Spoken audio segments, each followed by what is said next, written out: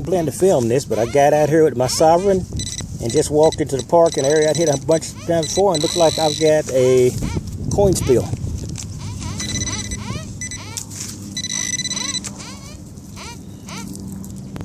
Now that's not a coin, but so far I've got a dime and about 4 pennies.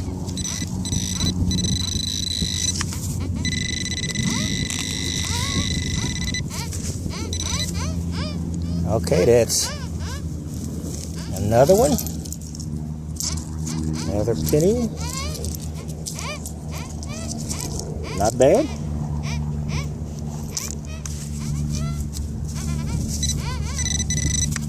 And another penny.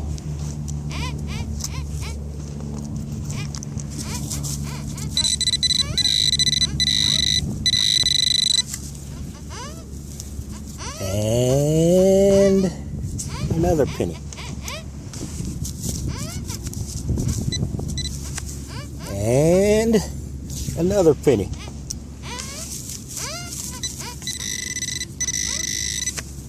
And another penny.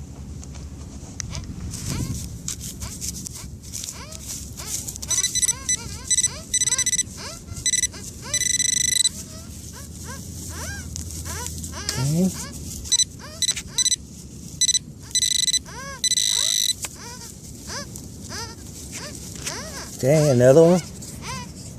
Another penny.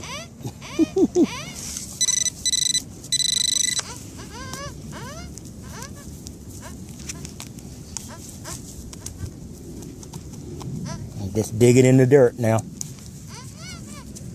And a quarter. And another penny. Not bad.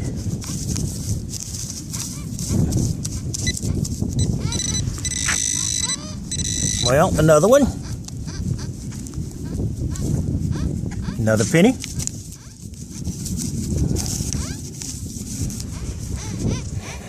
Well, that might be pretty good. Let's see.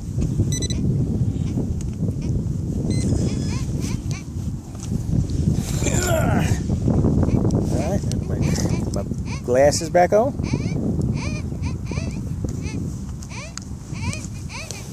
And let's take the Sovereign and see if there's anything else down there. Not a bad run.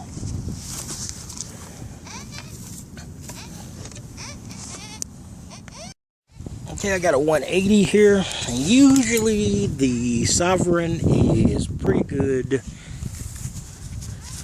with high ones like that. Usually they're at least coins. We'll have to see if this one works out.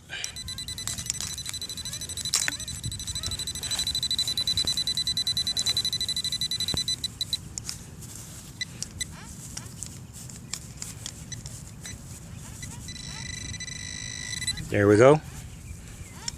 And it is 180 is it's supposed to be at least a quarter, so I got the quarter. Cool. This is Texas Tiger Digs. This is my Friday hunt, and normally on a Friday I don't actually create a video, and I combine it with my Saturday hunt, and I possibly at some point could combine it with my Friday, my Saturday, and my Sunday hunt. But you guys know my policy is that even if I do combine hunts, it's not a cumulative total. I break it down day by day by day. But this hunt was productive enough for it to generate enough of talking by me that if I were to combine it with the other hunts, then this would be a very long video. And I've decided to cut down on my length of videos. I think a lot of my subscribers are probably clapping right now. So basically what I've done, you've seen the two videos that basically generated 90% of what you're seeing here. Actually greater than 90%. So that's basically the story I'm going on here. Now I went back to the most pounded park I go to. I've called it a pounded park many times. It's the small park. And I went over an area I've been over with several different detectors, and I went over it this time with the Sovereign GT. Now I went over it specifically with the Sovereign GT because I wanted to see if there was a difference. The Sovereign GT is probably the system I've used the least at this site. Maybe once or twice at most. And once maybe with the stock coil and once with the large Coiltech 50-inch watt coil. This time I went out there with the stock coil just because I wanted to get target separation, because I had been hitting bunches of signals that sounded like an individual like pipes, and there are a lot of pipes and a lot of metal in this park, and I've dug it enough to define like sprinkler heads or something in this park. Like, I don't know what this park was before it was a park, but there was some irrigation going on. So I wanted to take the smallest coil I currently have from our Sovereign GT, which is its stock 9-inch coil, and go out and see that. So I went into an area where I got a lot of signals near the front of the park, and I ran over that park, and I would not have dug this if it wasn't for the much maligned meter. I have the meter on my Sovereign GT, and a lot of people think that's a crutch, and I'll accept that thing, and I just believe I can walk faster on my crutch than without my crutch. But I went over there, and then I went over an area that sounded like solid signals, and then I began to get a little variance, but a signal to be in the 176, 180, and the 180 meter. You have to look at the chart almost to determine that. But that's about the amount of a silver coin or a large clad coin. So quarters, half dollars, etc. would be at the top end of that spectrum. And of course any silver you got would be up there as well. So I got that, and then I began to dig. You've seen it in the video. And then I got coin after coin after coin after coin. And I think this is the biggest coin spill I've got in number, if not in value and quality of coins. And this is the coin spill.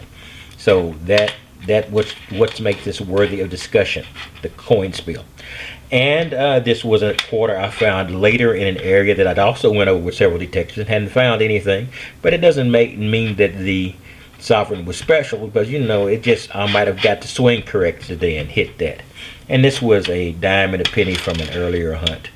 I was going out to the big park that gave me the rings, and I found a huge kids party out in my area. Now, not that I would have mind detecting with in that area. It wouldn't have prevented me. But you guys know, when you're detecting with a lot of kids, you become the center of attention. You have kids running up to you and saying, "Hey, sir, mister, what you're doing," etc., etc. Love the kids, and that's all right in small amounts, but not when 40 or 50 kids are around. So, like I said, love kids, but not when 40 or 50 are around and you try to detect. In any case, that's what I've got, and I'm going to be carrying the Sovereign GT out tomorrow in my dawn run at the big park that I try to get out before the, like I said, the thunder and herd hits. So I'll be using that, and we'll see how it is. But this is a pretty good hunt. This is a good count. Now consider this is a 35-minute hunt. I was just doing a shakeout run on my Sovereign GT for tomorrow. So this wasn't a serious hunt. And I knew that very shortly there are going to be cricket players, there are going to be soccer players in there. So I went out there at exactly 4, well, not exactly 4, maybe 4:05. Yeah, and I stayed there to 4:35 before the soccer and the cricket players began to arrive. And by that time I had gotten these many coins. These were for, like I said, my previous hunt. But I just throw them in the pile. So that was good. So I'm going to be doing some more talking about the Sovereign GT and what makes it different than the Tesoro, which are also beep and dig machines, other than the fact it has a meter. All of the Tesoro beep and dig machines, quote beep and dig machines, with the exception of the Golden UMAX, are single tone machines. Some of them do have VCO, so you can have various variations in tone, depth, etc. But basically they're single tone devices. So this is a multi-tone device like the Golden UMAX, so it makes it special and different. And also it has this heredity connection to the CTX 3030 and the E-Track. Uses the same technology to send its signals into the ground. It just doesn't have the display and the amount of of data returned to it that you should be able to display in the E-Track, and then of course to the Extreme and the CTX 3030. Anyway, that's all I've got today, and this is, like I said, this is a Clad-a-palooza. It wasn't spectacular, but I'm going back out to the park where I found the rings tomorrow, and I'm gonna give it a good bang again. And I think the fact I've got a different detector, and I got it in the Sovereign GT, it's gonna be doing that E-Track, that CTX 3030 thing. So it's going to be maybe showing me something I haven't seen before with my single frequency machines. Anyway, that's all I've got, and I will talk to you tomorrow. Now I'm on call, so I'm hoping everything will go right so I can get my hunt in on either Saturday morning, Sunday morning, and if I'm extremely fortunate, both mornings. So that's all I've got to say, and I will see you at the next dig, at the next hunt.